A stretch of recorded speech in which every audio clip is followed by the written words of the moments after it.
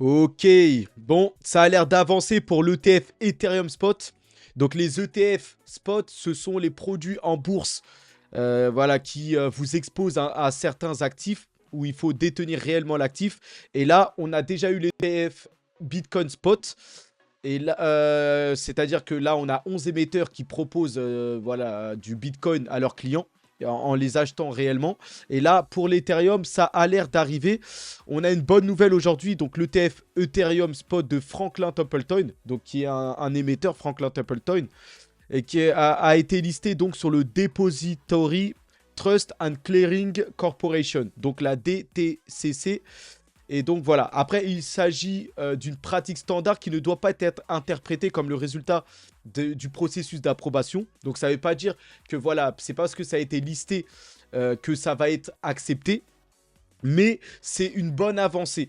Et on voit que bah, finalement ça va dans le bon sens. Ils commencent à lister ça, c'est-à-dire qu'ils commencent à se préparer à une éventuelle acceptation.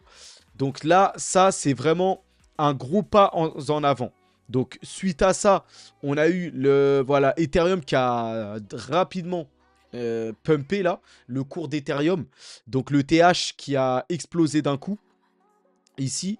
Et même quand on regarde hein, voilà, le top 100, la crypto ici, là, sur Coin 360, bah, tout est dans le rouge. Parce que le Bitcoin range un peu là à 63 000. Mais ETH, là, vous voyez ici, est en vert. Et toutes les cryptos liées de près ou de loin à Ethereum, là, tous ceux qui sont EVM compatibles, on va dire. Là, vous avez NIR en vert, Optimism ici en bas, là, je le surligne. Voilà, Phantom, Immutable X, Matic, voilà, toutes les layers 2 du Bitcoin. J'ai vu Optimism qui a explosé, c'est les layers 2, là, les secondes couches du Bitcoin. Toutes les cryptos liées un peu de loin là, à Ethereum, de près ou de loin, ont explosé. Donc c'est voilà, ça se réchauffe dans le clan ou dans la communauté Ethereum. Donc ça sent quand même bon. Et c'est ça peut-être le prochain catalyseur de la deuxième phase du bull run. Parce que maintenant, on a passé un peu le halving, les ETF Bitcoin Spot. Là, on sent que le marché des cryptos est à plat. On ne sait pas quel catalyseur pourrait relancer un peu la machine des cryptos là. Là, il se pourrait que ce soit Ethereum qui lance une seconde insuffle, voilà, une deuxième vague, une puissance à la communauté crypto. Donc on va voir ça.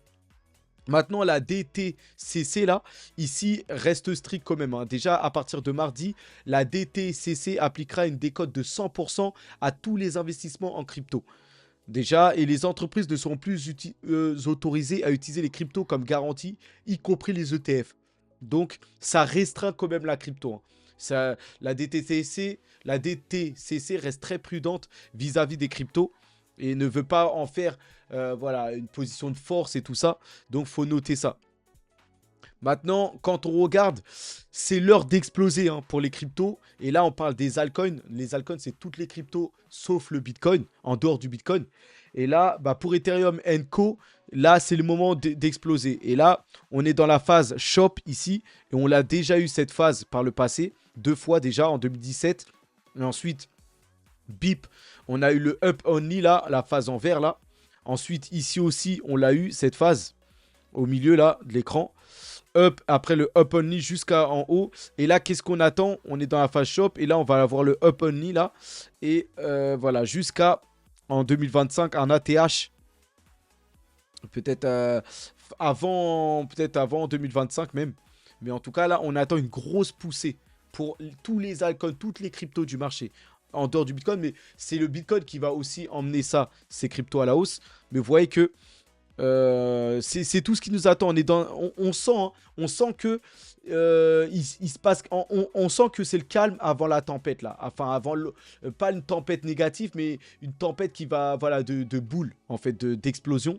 Combien de temps ça va prendre? Une semaine, un mois, 2 mois. Mais en tout cas, on sent que ça se prépare pour la deuxième poussée. Maintenant, bien sûr, il faut regarder ce que le Bitcoin fait. Et le Bitcoin aussi est prêt. On est dans un range là depuis au moins un mois là. Un range qui est plutôt descendant. Mais on sent que il nous manque quelque chose là. Il nous manque cette étincelle avant d'exploser à la hausse. C'est ce qui nous est promis là. On dirait quand on regarde les charts. Bah, on attend cette deuxième poussée là, cette poussée voilà, qui va faire exploser et pour aller à 80, 85 000, 90 K, peut-être avant de recorriger un peu et d'aller chercher les plus de 100 K après. Mais voilà, c'est la sensation où on est là. Maintenant, là, quand on regarde dans les faits, apparemment ce bull run ressemble exactement à celui de 2017. Et là, en 2017, donc une correction s'est formée à 79 de RSI en 2017. Et actuellement, nous avons entamé la correction à 77. Donc, apparemment, on va regarder les images, ça parle mieux. Ici, il semblerait hein, qu'on fasse la même chose. Et donc là, on fait une correction comme en 2017, là. Mais on n'est pas au pic de la montagne. Et là, on fait une correction comme ici, en fait, avant d'entamer la puissante hausse là en vert là, ici là. Et donc là, on est dans cette phase-là apparemment, et on commence et on va entamer une puissante pour former une montagne là, dans le vert aussi. Donc c'est exactement pareil. Est-ce qu'on va le faire? On verra. Donc ça a l'air de bien faire comme 2017, on verra bien. Voilà, maintenant, nous, on est à peu près dans la phase 3 ici, la base 3. C'est quelque chose qui s'appelle, en fait, c'est le même schéma de trading qui s'appelle le parabolic curve step-like formation. Et là, la base 3, voilà, on attend de maintenant de monter sur la base 4. C'est ce qu'on attend. Est-ce que ça va arriver? La base 4 nous amènerait aux alentours des 130 000, tout ça. Donc, on verra. 130 000, entre 110 et 150 K, entre guillemets. On y va tout droit. Et vous voyez que, apparemment, on aura un arrêt là dans les 90 K, 95, et une correction, peut-être encore de 20%, avant encore de monter au 100, 130 là. Donc, voilà, c'est le chemin. C'est le chemin. Ça va prendre quelques semaines encore, quelques mois, mais on va le faire. Et là, on dirait que c'est imminent. Après, quand je dis imminent, c'est pas forcément la semaine prochaine, mais peut-être dans les 3 semaines, un mois et demi, par là, là. En attendant, en tout cas, Bitcoin continue son adoption. En tout cas, en termes de validation des entreprises. Ici, on a le McDonald's de Lugano en Suisse qui accepte les paiements en Bitcoin. Donc voilà, les grosses franchises comme McDonald's qui est quand même, voilà, tout le monde va au McDo. Et là, on peut accepter, enfin, ils acceptent les paiements là-bas. Donc très bien. Maintenant, la grosse info là. Voilà, l'autre grosse info de la journée, on va dire. Et là, c'est plutôt dans le milieu, le monde réel, enfin le milieu traditionnel. Là, une grande banque américaine, là c'est en dehors de la crypto, hein, mais et c'est les conséquences de la politique monétaire, là, en ce moment avec la Fed, l'inflation, tout ça. La Republic First Bank qui s'effondre et est saisie par les autorités de régulation. Donc c'est le début de la crise bancaire, c'est parti. Voilà, comme d'hab, il y a des conséquences à ces taux élevés. Et là, voilà, on a maintenant la First Republic Bank qui était déjà en difficulté hein, il y a plusieurs mois de ça. Bah, cette fois, elle a vraiment fait faillite. Et là, c'est fin de partie, là, ici. C'est dû à quoi? C'est dû aux taux d'intérêt qui sont élevés. Mais les taux d'intérêt ne sont pas élevés pour rien. Ils sont élevés dans le but de freiner l'inflation. Mais il y a des conséquences à ça. Et les banques n'arrivent plus à suivre quand les taux sont élevés. Ici, Jérôme Powell, là, on va voir ça, mais Jérôme Powell s'attendait à tout ça, hein. Le président de la Réserve fédérale qui augmente les taux pour justement casser l'inflation. Ici, donc, la Republic First Bank s'effondre officiellement et est saisie par les régulateurs. Donc voilà. Le FDIC a annoncé vendredi que la banque avait été fermée par les régulateurs de l'État de Pennsylvanie. L'effondrement de la Republic First Bank est la première faillite d'une banque américaine cette année. Donc, en tout cas, en 2024, c'est la première. Parce qu'on avait eu une flopée là en 2023. Mais là, ça revient. Et là, attention, hein, parce que là, ça pourrait vraiment entraîner une cascade. Parce que les taux sont très élevés. Et justement, on attendait cette phase de faillite ou de capitulation qui vont peut-être entraîner, oui, les marchés boursiers à la baisse. Il va y avoir peut-être une capitulation des marchés. Mais pour un mal, pour un bien. Puisque là, après ça, la Réserve fédérale, la Fed, pourrait intervenir en urgence et annoncer que ça y est, suite à l'effondrement, la capitulation des marchés, ils font marcher l'arrière. Donc, ils baissent définitivement les taux d'intérêt. Et surtout, surtout ce que les investisseurs attendent, c'est qu'ils réimpriment, ils recommencent à imprimer de l'argent. Donc on n'en est pas à cette étape, hein, mais là on a un allumage de feu, là, on va dire, avec une première faillite. C'est pas une grande banque, mais c'est quand même une banque qui est de taille moyenne et qui est plutôt reconnue aux États-Unis. Donc voilà. Et donc justement, Powell l'avait déclaré, hein, le président de la Fed, Jérôme Powell, sur les faillites bancaires. Il avait déclaré ça en mars 2024, donc c'est il y a à peine un mois. Il avait dit que je suis sûr qu'il y aura des faillites bancaires, mais ce ne seront pas les grandes banques. Donc là, voilà, il est exactement dans ce qu'il avait déclaré. Il était sûr qu'il allait avoir des faillites bancaires. Là, on en a une, là, la First Republic Bank, mais pas les grandes banques. Donc, pas les JP Morgan, Wells Fargo, Bank of America, voilà, les Goldman Sachs et tout ça. Pas les plus grosses banques. Mais voilà, toutes les banques moyennes, là, risquent de s'effondrer. Avec les taux d'intérêt qui sont élevés comme ça. Donc voilà, hier soir, la First Republic Bank s'est donc effondrée. Voilà. Donc Jérôme Powell est très conscient de tout ça. Mais il n'a pas le choix. Il doit maintenir les taux élevés parce qu'on voit que l'inflation continue à se réchauffer et tente de repartir à la hausse. Donc il est coincé un peu. Il est obligé d'accepter ces faillites bancaires. C'est voilà, des gens, de banques là qui tombent en faillite. Et donc justement, par rapport à ça, là, toute cette histoire d'inflation et de taux, jusqu'à présent, toutes les données montrent que l'inflation ne disparaît pas. Donc on voit, hein, il y a des signes qui montrent que l'inflation persiste. C'est ça qui rend la tâche de Jérôme Powell difficile. Et voilà, et ne disparaît pas et rend les choses difficiles pour la Fed. Justement, les prix continuent de se réchauffer, là, de repartir à la hausse. Malgré qu'il laisse les taux d'intérêt élevés à 5 et quelques. Voilà, mais malheureusement, et ça va commencer à tordre les marchés, là, à mettre les marchés sous vraiment haute tension. Et là, surtout avec des faillites bancaires, on sent la panique. Ça peut engendrer une cascade, de peur, et avec le VIX qui peut remonter, l'indice du VIX, et entraîner les actions à la baisse. Là, les actions sont reparties à la hausse, avec Nvidia qui a pris un plus 15% cette semaine, parce que les résultats des entreprises sont excellentes.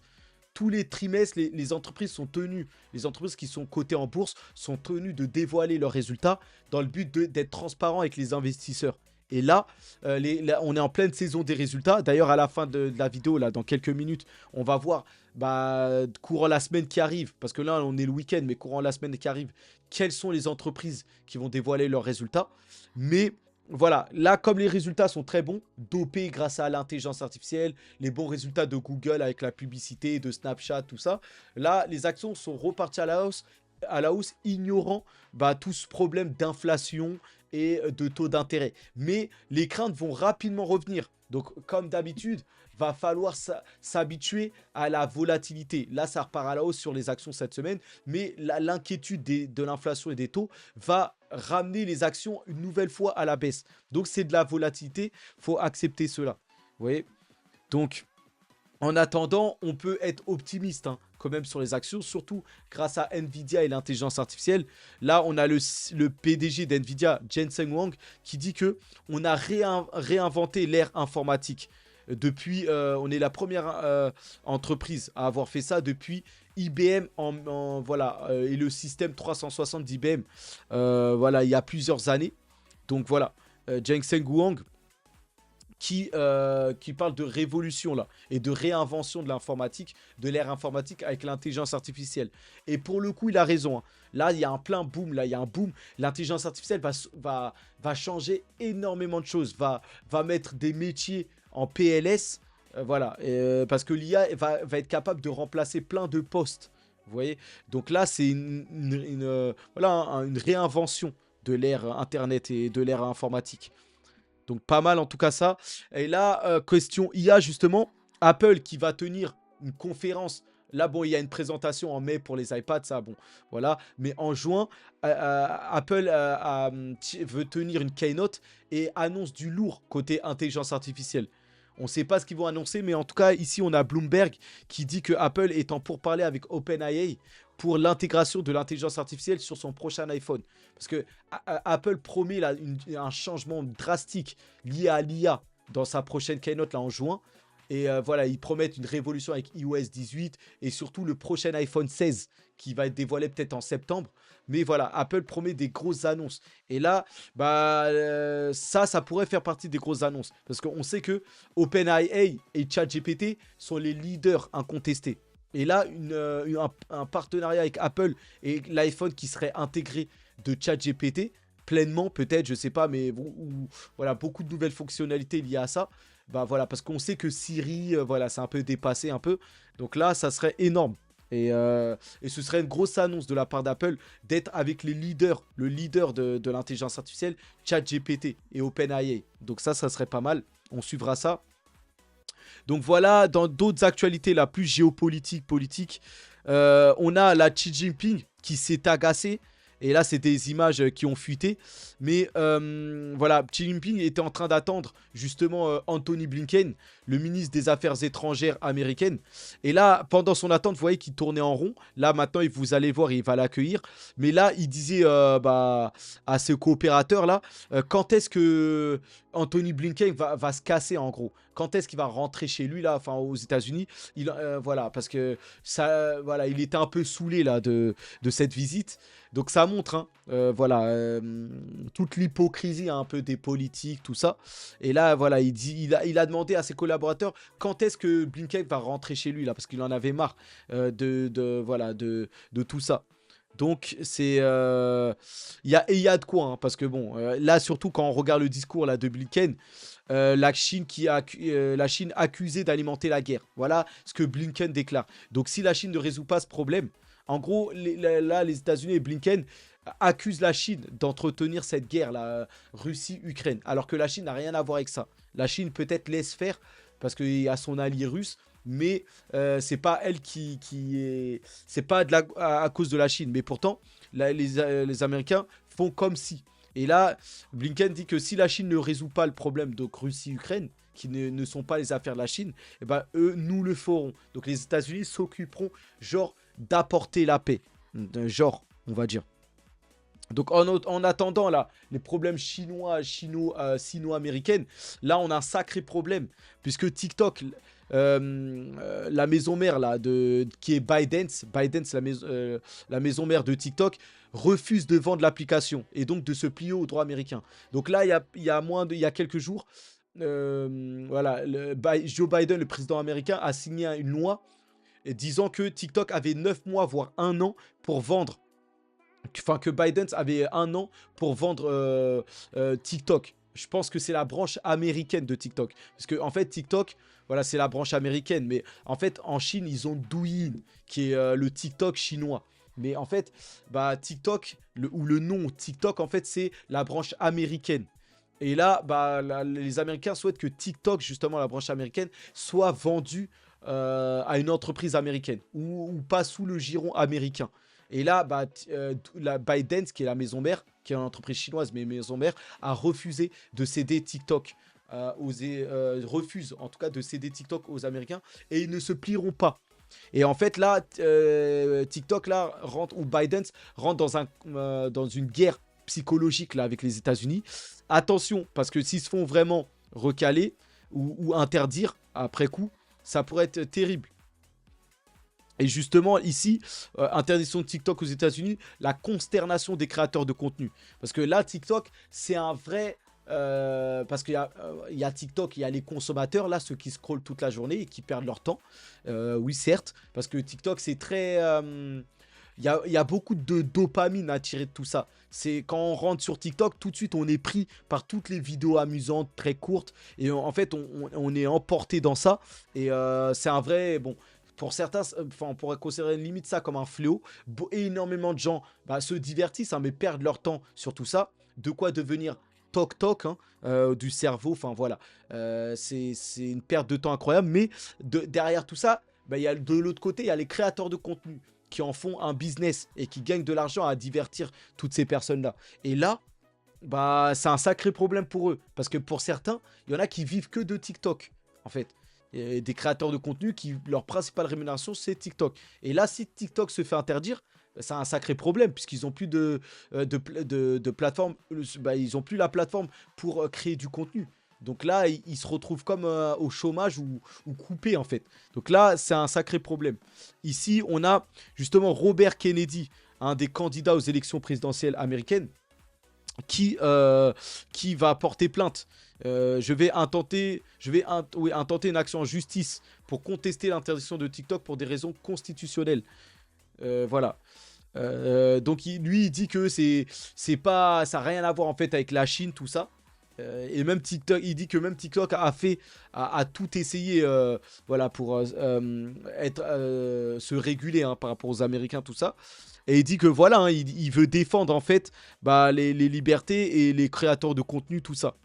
Donc voilà, encore, de toute façon, tout ce que Robert Kennedy dit, je suis plutôt d'accord avec lui. Il est plutôt très pro-crypto, il veut mettre le Web3 sur, enfin, toute la finance américaine sur la blockchain. Enfin, toutes ces idées, pour moi, c'est les meilleures. S'il pouvait être président des États-Unis, lui là, le monde irait beaucoup mieux pour moi. Pour moi, il est même mieux que Donald Trump.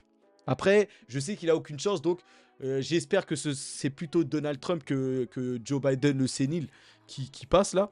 Mais voilà, moi, si je devais choisir un président, je préférais que ce soit Robert Kennedy Jr. Mais voilà, il sera jamais malheureusement, ou il y a trop peu de chance, donc malheureusement voilà. Mais voilà, il a encore une bonne initiative d'essayer de refuser d'interdire TikTok.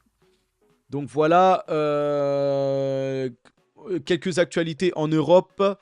Après, on a fini. Et là, le Royaume-Uni, là, ça concerne la crypto. Les autorités donc, du Royaume-Uni qui peuvent désormais saisir, geler et détruire les cryptos détenus par des criminels sans procéder à des arrestations. Donc maintenant, voilà, les autorités ont l'autorisation de tout de suite confisquer ou geler ou même casser ou détruire la crypto, les cryptos de tous ceux qui font des actes criminels directement, sans forcément arrêter la personne, tout ça. Donc voilà, c'est une réforme qui est passée au Royaume-Uni. Fait assez incroyable en France, enfin les agences Moody's, tout le monde s'attendait à ce que la note de la France soit abaissée. On se demandait juste à quel point elle est abaissée. Et finalement, à notre grande surprise, Moody's et Fitch, les deux agences de notation, ont décidé de ne pas dégrader la note de la France, de la dette de la France. Fait assez incroyable. Tout le monde s'attendait à ce que la note de la France soit, voilà. Et c'est une vraie surprise, alors que le déficit atteint 5,5% du PIB. La France qui est en train de s'effondrer économiquement. Donc logiquement, la note devait se faire dégrader. Et les deux agences de notation américaines n'ont rien fait. Ils ont laissé la France avec AA, je pense, double A, mais voilà. C'est assez incroyable. Donc en dépit de l'augmentation du déficit public, de l'explosion de la dette publique de plus de 12 points du PIB, voilà, et plus 911 milliards d'euros depuis 2017 là, de dette et tout. Enfin, voilà, un double record dans la note d'euro. La France a conservé son AA. Donc une belle arnaque, dit Marc Toiti là. Donc ouais, c'est une sacrée arnaque. Hein. La France méritait. Regardez le ratio là, de la France là. Le ratio dette publique PIB a le plus augmenté en France. Hein. Quand on prend tous les pays de la zone euro, c'est la France qui a augmenté le plus son ratio dette publique PIB. Donc la France, c'est le pays qui décline le plus en Europe. Mais malgré cela, sa note n'a pas été touchée. Je sais pas qu'est-ce qu'ils ont fait, s'ils ont payé ou pas. Mais bon, écoutez. Bon, de toute façon, ça va rien changer. La France continue son déclin. C'est pas parce qu'ils n'ont pas noté que ils n'ont pas baissé la note que ça change le fait que la France ne tombe pas en déclin, de toute façon. Donc voilà pour cette vidéo. On termine sur ça, les résultats à venir ici. Et là, on a... alors, dans les entreprises intéressantes, on peut noter Amazon ici. Amazon mardi. Et AMD aussi. Et Super Micro. Donc, il y en a 3 ici, là. Ici, vous avez PayPal aussi. PayPal, c'est pas mal. Franchement, mardi, il y a de quoi. Hein. Il y a de quoi se régaler. Riot Platform aussi. Starbucks, Coca-Cola, McDonald's. Là, on a mardi, franchement, on a une bonne flopée. Après, mercredi, on a Mastercard. Bon, Pfizer et Qualcomm, c'est plutôt moyen. Voilà, mercredi, surtout Mastercard. Mastercard, ça donne une idée de la santé des consommateurs américains si ça consomme beaucoup. Parce que Mastercard, voilà, avec Visa, ils occupent tout le réseau de paiement. Donc ça, c'est intéressant. Jeudi, Apple. On a aussi Coinbase, ça pourrait être intéressant pour la crypto. Donc voilà, Apple et Coinbase. Et vendredi, on n'a rien d'autre. Donc voilà. C'est surtout mardi, hein, la plus grosse journée là. Amazon, AMD, Supermicro, Starbucks, McDonald's, Coca-Cola, PayPal. Voilà. Et mercredi, Mastercard et jeudi, Apple et Coinbase. Donc voilà les principales entreprises qui vont dévoiler leurs résultats en espérant que ça se passe bien. Parce que la moindre mauvaise nouvelle, ça peut casser un peu la dynamique qu'il y a eu cette semaine. Et surtout réalimenter on va dire la peur, réamener l'inflation et les taux, cette histoire de peur là. Donc, on va être sur nos gardes encore cette semaine. En tout cas, pour les spéculateurs, les traders à court terme. Moi, perso, j'investis sur le long terme. Donc, peu importe la volatilité, je me prépare juste s'il y a des opportunités, on va dire. Donc voilà pour cette vidéo. On se tient au courant pour d'autres vidéos. Je sais pas si j'en ferai une autre ce week-end. Donc en tout cas, je vous souhaite un bon week-end. Et on se retrouve pour d'autres actualités courant peut-être la semaine prochaine. Donc en tout cas, force à nous. Bonne soirée, bon week-end. Et on se retrouve. Allez, à plus.